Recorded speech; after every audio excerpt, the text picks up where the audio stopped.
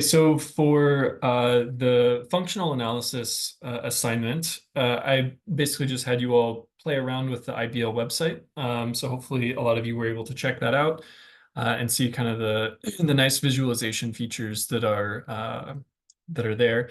So I want to talk about the single cluster overview piece of this first. So for this, I basically just asked you to using this panel, try to find some units that maybe encoded the stimulus side, the block type, and the feedback type.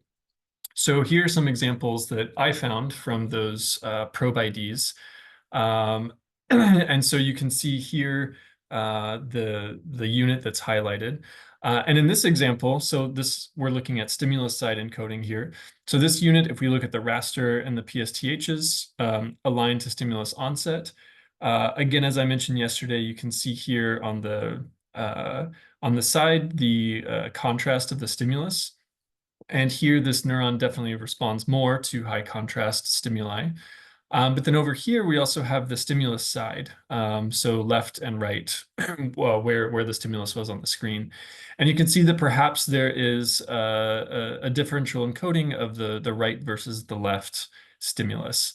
So I put a question mark here, and I put a question mark after all of these, because one thing that I want to caution is that in the IBL data, at least, and probably in any of the data that you all will be recording, there are a lot of correlated variables here. So the stimulus side, for example, is also correlated with the block, right? Because the block is controlling what the probability of the stimulus appearing on one side or the other is.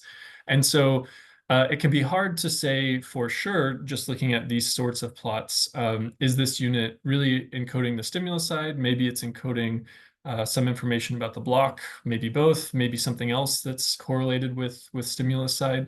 And so in the Slack, I linked to the brain-wide map preprint, and I would definitely recommend checking that out. And there we try very hard to control for a lot of these correlated variables. So there's a lot of care that we took in creating the proper null distributions in order to actually make statements about whether or not something is responding to the side conditioned on all of these other potential confounds. So I definitely recommend checking that out. So yeah, for the block type, again, a very similar sort of plot here. The two different blocks are the blue and the red, and it appears at first glance like this neuron is potentially encoding the block type. So like I said, this could be more about the stimulus side, it could be something else, but this at least gives you a hint that something is going on here. The feedback type, this one seems much more clear. So in this raster, you can see that this neuron responds quite vigorously for correct trials and basically not at all for incorrect trials. And this PSTH shows a really large separation between these two types of responses. Again, I will also mention that feedback here means two different things. It means a water reward, but it also means that the mouse is licking the lick spout. And so again, this is a situation where it's, we're not able to say from this plot alone, is this response here for correct trials, is this actually due to the reward itself, or is it due to some sort of motor action associated with consuming the reward?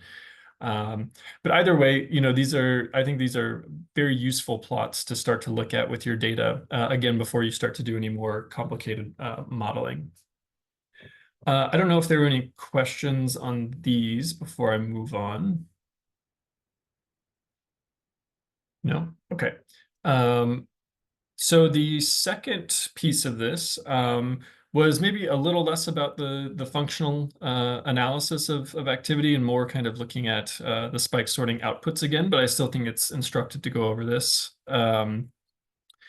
So this is the probe ID that I shared with you. And remember that I was asking you to kind of look for a probe where there was stationary data and a probe where there was non-stationary data. So this is a probe with stationary data, and you can see the raster here across the duration of the session looks pretty good. There are no big changes across time. The same goes with the little snippets of raw data down here. These all look very similar to each other. And I want to contrast that with this particular recording, which I'll call non-stationary, because you can see there are changes in the activity in this part of the probe, in this part of the trial. There's also some stripiness going on up here. And so the question that I posed to you all was, what do you do if you see this sort of data on your probe? How do you think about this in terms of doing downstream analyses? And so there's just a few things that I wanted to point out that you should look at. So, the main question is this a data quality issue, or is it a real modulation of firing rates? And how do you tell that? So a couple things that you can do. One is with one of these non-stationary recordings to look at the raw data itself at different time points. And as I say here, ideally with detected spikes overlaid. And are there any obvious issues? So here's a recording that appears to have, these striping artifacts or not artifacts. It's hard to say from here. But if we look at the raw data at two different time points, here where it's kind of a lighter stripe and here where it's a darker stripe. Looking at the underlying raw data, the raw data looks pretty good, right? There's no obvious issues here, and the spikes are overlaid with these colored dots here. The green dots are the ones that have passed the IBL quality control metrics, and the red dots have not. And so at least from this view, it appears that there are just more spikes in this part of the recording, and they seem to be detected reasonably well. And in this part, there are just fewer spikes. And so this is kind of an important first step to understand if the underlying raw data is the issue, if the spike sorting is the issue, or if there is an actual change in the activity. Another thing that you can do is look at the data, say the spike sorted data, aligned to behavior or other trial variables, and see if the changes in firing can be explained by these.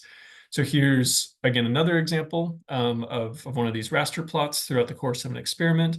And again, you see a lot of stripiness going on here. And if we overlay the behavior of the animal underneath this, you can see that whenever there's an increase in the firing rate, it is also highly correlated with the movement of the animal. So that's one thing to know. This is good to know. The next question would be, is this really activity that is modulated by movement, or is it some sort of artifact that comes with the movement? And so for this, I would recommend one of the suggestions that Julie gave, which is maybe looking at the underlying spike waveforms at this point, because as she was showing, sometimes when there are spikes, putative spikes due to artifacts, the waveforms look kind of weird and not neuron-like. And so that would probably be the next step with this type of recording, is to go in and see what do the spike waveforms look like during these periods of high movement versus low movement? Is there actually a big change in the waveform shape? Okay, and then finally, another thing that you can do to identify drift or other artifacts is to look at a plot of the spike amplitude for each individual spike in a unit versus time.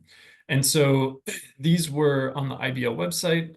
I believe Julie might have also showed some plots like this as well.